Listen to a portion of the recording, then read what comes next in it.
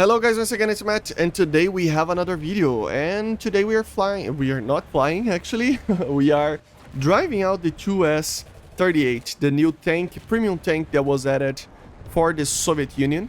A tank that is very problematic in some ways, to be honest, because it's a tank that it never was produced yet, it didn't get produced yet, it was just a prototype that was in a parade. So, I don't know, it's a complicated tank to add, but it is a premium. I think that's the kind of the worst part of it, because actually the Soviets actually need an AA system that is actually good between 8.0 and 11.0. And I mean, this is it kind of fits the role, right? But it is just premium, so it's behind a paywall. And that's always a problem, right? So, yeah, but still, let's talk about the tank itself. I mean, it's a very, very good tank. It has its problems, okay? Especially fighting, like, MBTs from the front. It can have problems with that, obviously. It has basically no armor. But at least the turret is... it's not manned. So, at least you have some kind of coverage. Because, you know, if the guy just shots at your turret and the turret dies, I mean, you can always go back to, depending on the situation, right? You can go back to a safe position and just repair, you know? So, yeah, it's basically the same idea behind the Armata and the T-15 and tanks that are very modern for the Russian military that are not even being produced massively yet. So, yeah, but it's a very, very cool addition, to be honest. I really like the 2S-38. I only have a problem with being a premium and a very expensive one, but I kind of understand why too, right? I mean, they should have added another thing, but if they are going to add the 2S-38, it needs to be an event vehicle or a premium, because I mean, it's barely what one was saw in real life. So yeah, it should be one of those vehicles, right? It's not like Russia actually needs something, like needs, you know, it would be better to have a Tech 3 vehicle, right? So with that out of the way, yeah, the 57mm can penetrate basically anything, you know, especially from the side and the rear, obviously.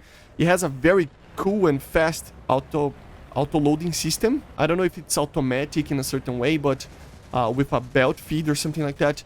But it is... kind of automatic, right? Has a fire rate pretty fast, and you fire like APF SDS that it's very, very good and penetrates basically anything. Even at the front, I mean, it depends where you shoot, but even I guess lower plates you can actually penetrate it, but you have to be careful because you're not going to have too much time until you get shot and eventually die, right? Because you don't have any armor. And a shot on the front will mean that you die very instantly, very, very quickly. It is based on the BMP-3 chassis, so remember that, obviously. As you see here, I tried to do something crazy. Tried to get a shot on the lower plate, but I wasn't fast enough, and it was just too risky. I don't understand why did I do that, right? But yeah. And you have also the HE with the timed proximity fuse, you know? So it's a tank that can be used as a anti-tank weapon and an anti-air weapon.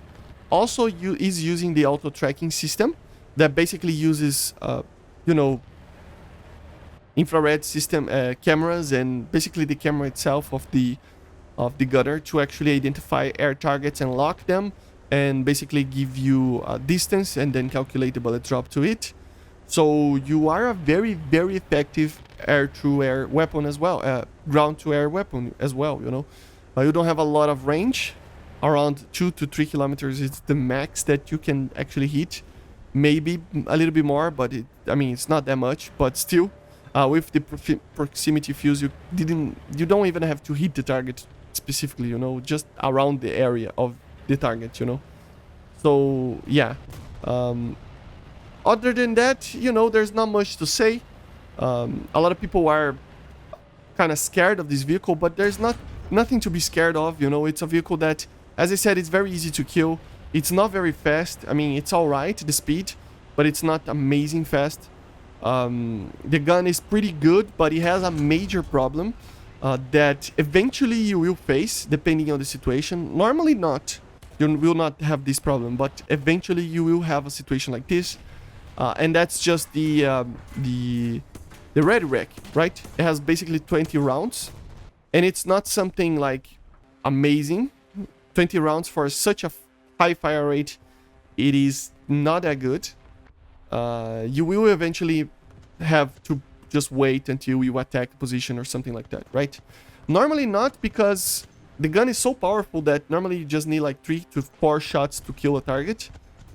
And after that, it's GG, you know? The guy is dead. But yeah, normally you will have to be careful with that. More like against aircraft, I think, you know? As you see here, we also have the drone. Obviously, it is a tier 6, so we don't have thermals. But it is a very powerful addition, you know? You can detect where targets are and just have a normal position where the targets are, you know? So it's pretty alright. You also have the dozer if you want to. You can spot targets. You have smoke grenades, engine smoke. So a very cool tank, you know? If it's worth it, I think, to be honest, it is, you know? 9,000 golden eagles it's a very high price, but I think it's still cheaper than a pack, even though in a pack you kind of receive more stuff. So technically the pack will be cheaper because you get like 2,000 eagles and you get 15 days of premium. But without that, it kind of becomes a little bit cheaper, or it's going to be very close. I have to make the counts of, I mean, it's going to be 9,000 golden eagles. 7,000 is around 41 gaijins, around that. I think it's a little bit more. So 7,500. So it would be a little bit worse. I mean, it would be around 50 something gaijins or dollars, right? To get this vehicle. So it's a very expensive vehicle, but it is still a little bit cheaper than a pack overall, you know? As I said, you still get more stuff in a pack, so technically it's cheaper, but still. And as you see, when you are face to face with a target, you basically cannot do much. Another target came from the side there, and I didn't have anything that I could do, you know? So yeah, problematic, right? But still a very cool tank. And I think it's a very good addition. I think it should be added and as a premium, but it's just that Soviets needed another thing first, right? The Strelas or something like that would be better, right? But yeah. But anyway, you know, tanks are not my real thing, so the gameplay is probably not the greatest gameplay you ever seen. But still a very cool tank to see, and if you have doubts in your mind, it's a little bit of gameplay to see how it feels, you know? Kind of sluggish, kind of slow, but very cool nonetheless. Very cool firing gun. But yeah, guys. But anyway, I hope you enjoyed the video, and I see you guys on the next one. Bye, guys. See you.